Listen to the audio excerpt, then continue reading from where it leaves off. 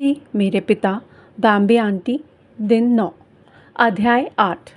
प्रार्थनाएं हमारे शरीर के साथ साथ हमारी आत्मा को भी प्रभावित करती हैं। गुरु जी के शरीर की प्राकृतिक सुगंध एक अनोखी खुशबू थी जो उन्होंने बताया प्रार्थना के प्रत्येक स्तर के साथ अलग अलग होती थी। एक प्रार्थना जो वर्षों तक चलती थी। उन्होंने कहा कि हर किसी के पास एक प्राकृतिक सुगंध होती है जो बहुत सारी प्रार्थनाओं से निकलती है। मेरी संगत को उनके शरीर से प्राकृतिक सुगंध निकालने के लिए कभी भी इतनी प्रार्थना नहीं करनी पड़ेगी जितनी मुझे करनी पड़ी। यह उनके लिए मेरी ओर से एक उपहार होगा। गुरुजी के सभी 10 द्वार अत्यंत सुगंधित थे। गुरुजी के सिर के पीछे सूर्य था, उनकी आंख के बगल में बाईं ओर मोर था और उनके माथे पर उनकी दाहिनी आंख के बगल में शेषनाग था। उनके माथे के बीच में उनकी भौं के बीच से शुरू होकर शिवलिंग था जिसे अधिकांश संगत ने देखा है। कभी कभी संगत देखती थी कि उनके माथे पर लिंग की ऊंचाई बढ़ती जाती थी और वे उनके सिर के ऊपर तक पहुंच जाते थे। उनका शरीर ओम से भरा हुआ था, लेकिन उन्हें सबसे ज़्यादा पसंद था सुनहरा ओम, जहां से उनके शरीर में उनकी शक्ति शुरू हुई थी।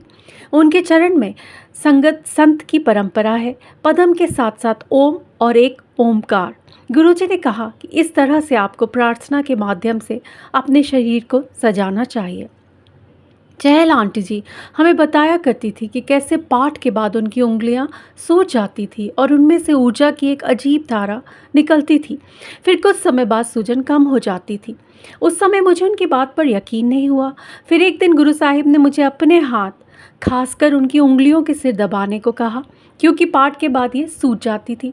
उस दिन के बाद मैंने आंटी जी पर फिर से कभी संदेह ना करने का फैसला किया, क्योंकि हर बार गुरुजी मुझे दिखाते थे कि वे कितनी पवित्र थी। एक बार गुरुजी ने मुझे एक दिन में इतनी प्रार्थनाएं करने को कहा कि मेरा शरीर अब मेरी प्रार्थना स्वीकार नहीं करता था। पवित्र पुस्तक खोलने या कीर्तन सुनने से मुझे शारीरिक रूप से उल्टी हो जाती थी। यह एक और दुविधा थी। फिर गुरुजी महाराज ने सभी प्रार्थनाएं बंद कर दी, क्योंकि मेरा शरीर अब सभी प्रार्थनाओं के साथ आने वाली ऊर्जा के स्तर को समायोजित नहीं कर सकता था। कोई पढ़ना नहीं और कोई कीर्तन नहीं, बस सभी फिल्मी गाने और पंजाबी गाने सुनो और तुम मुझे उनमें पाओगे। यह आश्चर्यजनक था कि कैसे उन्हें फिल्मी गीतों का अब एक नया अर्थ था। एक बार फिर यह मंत्र मुक्त, पवित्र पुस्तक मुक्त, कीर्तन मुक्त, खुली आंखों वाला ध्यान था। एकदम सही। कई साल पहले एक अवसर पर गुरुजी ने हमें चंद्र और सूर्य नाड़ी का मार्ग दिखाया था।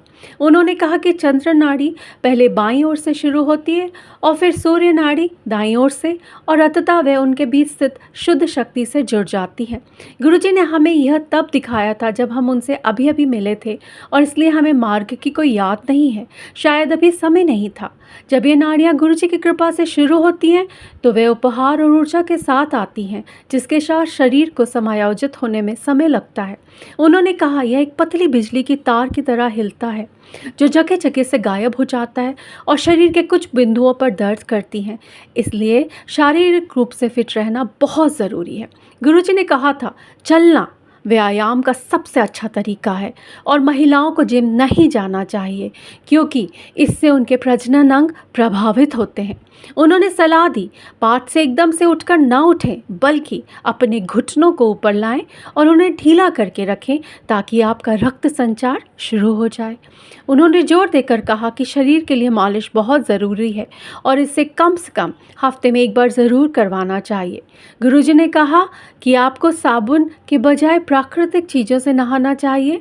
किसी को भी देखें जो गहरी प्रार्थना करके उठता है, उसके चेहरे पर चमक होगी और वह बहुत आनंदित दिखाई देगा।